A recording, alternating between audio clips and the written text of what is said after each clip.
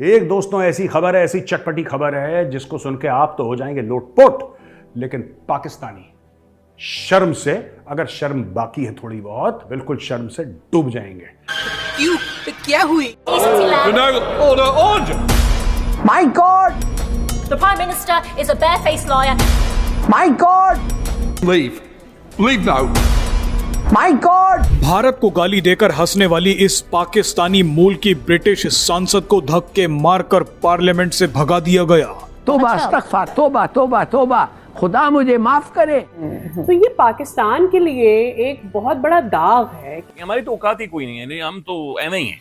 हम तो एवं ही है, ना दुनिया हमें पूछती है ना इधर हमें कोई पूछता है। हम लोग एवं ही हैं, हम लोग एवं ही रगड़े जाते हैं। कहीं पर कुछ भी हो रहा हम लोग रगड़े जाते हैं। बार बार भारत को उल्टा सीधा बोलते रहती थी और ये सांसद बिलोंग करती थी पाकिस्तान से, और ऐसा पता चलते ही ब्रिटेन की जो पार्लियामेंट है उसने कहा कि तुम यहां से तुरंत निकलो और तुम्हें सस्पेंड भी किया जाता है। तो हमारा तो कल्चर है, हमारा वे ऑफ लाइफ है, हमारी पहचान है। गदागरी, गदागरी, भिखारी, कशकोल। पाकिस्तानी मूल की ये महिला सांसद ऑपरेशन सिंदूर में पाकिस्तान को ही क्लीन चिट दे चुकी है। कभी बोलती थी कि मैं जो अभी पहलगाम के अंदर टेररिस्ट अटैक हुआ है उसके लिए मैं मौन मनाती हूं, मुझे बुरा लगता है, लेकिन कि ये जो इंडिया ने बिना बताए और बिना कोई भी प्रूफ के पाकिस्तान के ऊपर अटैक कर दिया, ये इंटरनेशनल लॉ का एक घोर उल्लंघन है।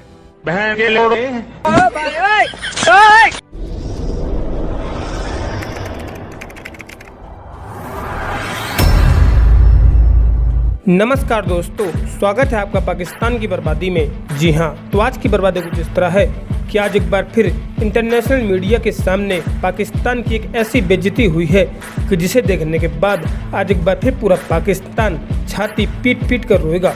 जी हाँ, तो खबर कुछ इस तरह है कि भारत को गाली देने वाली इस पाकिस्तानी महिला को ब्रिटिश की संसद से धक्के मार मार कर बाहर निकाल दिया गया।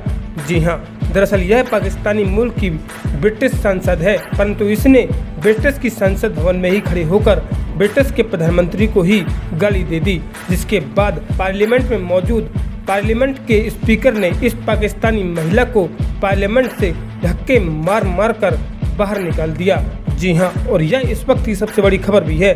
खैर दोस्तों, आपसे छोड़िए, हम पहले पाकिस्तानी मीडिया का रिएक्शन देखते हैं। तो हमारा तो कल्चर है, हमारा वे ऑफ लाइफ है, हमारी पहचान है। गदागरी, गदागरी, भिखारी, कशकोल। भारत को गाली देने वाली सांसद को ब्रिटेन ने क्यों धक्के मारकर निकाला?